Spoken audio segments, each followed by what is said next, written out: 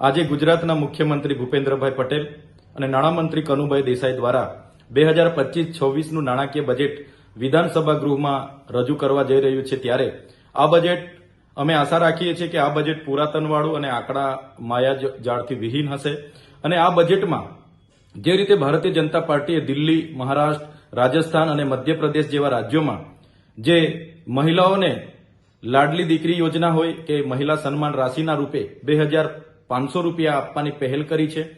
ગેસનો બાટલો 500 રૂપિયામાં આપીને દર હોળી અને દિવાળી એક બાટલો મુક્ત આપવાની પહેલ કરી છે.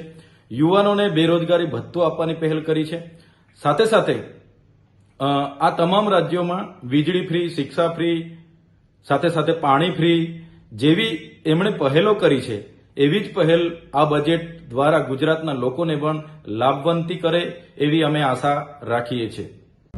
સાથે આ બજેટમાં ગુજરાતના ખેડૂતોને દિવસ દરમિયાન પૂરતી ખેતીવાડીની વીજળી મળે, જે પણ લોકોની જે પણ પ્રોજેક્ટોમાં એ નેશનલ હાઈવે હોય, નહેર હોય, હાઈ ટેન્શન લાઈનો હોય કે એક્સપ્રેસવે હોય, જેમાં પણ જમીનો ગઈ છે એમને યોગ્ય વળતર મળે.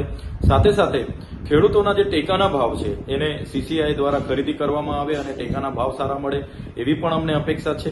ગુજરાતનો યુવા જે ગુજરાતની ધડકન છે એ યુવાઓએ ભરતીઓની અનેક પરીક્ષાઓ આપી છે. એ પરીક્ષાઓની ભરતીઓ આજ દિન સુધી પેન્ડિંગ છે. એ તમામે તમામ ભરતી સત્વરે થઈ જાય. જે પણ કરાર આધારિત કર્મચારીઓ છે એમને પણ સરકારી ધોરણે જે પણ લાભો નથી મળી રહ્યા એમને પણ પૂરતા લાભો મળે એવી પણ આશા રાખીએ છીએ. મનરેગા યોજનામાં ગુજરાત સરકારના લઘુત્તમ વેતન ધારા પ્રમાણે 452 રૂપિયા દરેક વ્યક્તિને પર ડે મળે એ પણ અમે આશા રાખીએ છીએ.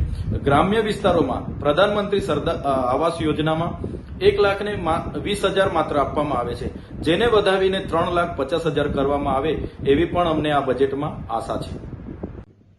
સાથે આ બજેટમાં આદિવાસી વિસ્તારોમાં જે પણ GMDC, corridor, national highway, expressway કે મોટા મોટા ડેમોના નામે લોકોને વિસ્થાપિત કરવામાં આવ્યા છે, એનું વળતર પણ આજે મળ્યું નથી. તો એ વળતર પણ આ બજેટમાં આપવાની જોગવાઈ હશે એવી આશા રાખીએ છીએ. આદિવાસી વિસ્તારોમાં નર્મદા, ઉકાઈ, કરજણ, પાનમ, કડાણા જેવા ડેમોનું પાણી આપવા માટેની ઉદ્વહન સિંચાઈ યોજના પાઇપલાઇનો દ્વારા કે નહેરો દ્વારા આપવાની જોગવાઈ હશે એવી પણ આશા રાખીએ છીએ. આદિવાસી વિસ્તારોમાં શિક્ષકોની ઘટ છે, શાળાઓના ઓરડા નથી, આંગણવાડીઓ નથી, બાળકો કુપોષણથી પીડાય છે અને ડોક્ટરો નથી, સાધનો નથી, ઘણી જગ્યાએ રોડ રસ્તા નથી, જેના કારણે અમારી મા દીકરીઓ રસ્તે પ્રસૂતિ દ્વારા મા દીકરીઓને મરણ થાય છે. તે પણ અટકાવવામાં આવ્યું હશે આ બજેટમાં એવું અમને આશા છે. સાથે સાથે અમારા વિદ્યાર્થીઓની જે પોસ્ટ મેટ્રિક શિષ્યવૃત્તિની યોજના હતી જે બંધ કરવામાં આવી, પુનઃ ચાલુ કરવાની જોગવાઈ આ બજેટમાં કરવામાં આવી હશે એવી પણ અમને આશાઓ છે. હવે જે ટ્રાયબલ સપ્લાન આદિવાસી વિસ્તારોમાં છે એમના દ્વારા પ્રભારી મંત્રીઓ અમલીકરણોને સાથે રાખીને એમની એજન્સીઓ, એનજીઓ અને કોન્ટ્રાક્ટરોને લાભ કરાવવા માટે જે કરોડોના ભ્રષ્ટાચાર કરે છે તે આ બજેટ દ્વારા અટકાવવામાં આવ્યા હશે એવી અમે આશા રાખીએ છીએ. જો આમ કરવામાં ન આવ્યું હશે તો ચોક્કસ આ બજેટ પુરાતનવાળું હશે અને આંકડાની માયાજાળ હશે એવું અમે સ્પષ્ટ માનીએ છીએ.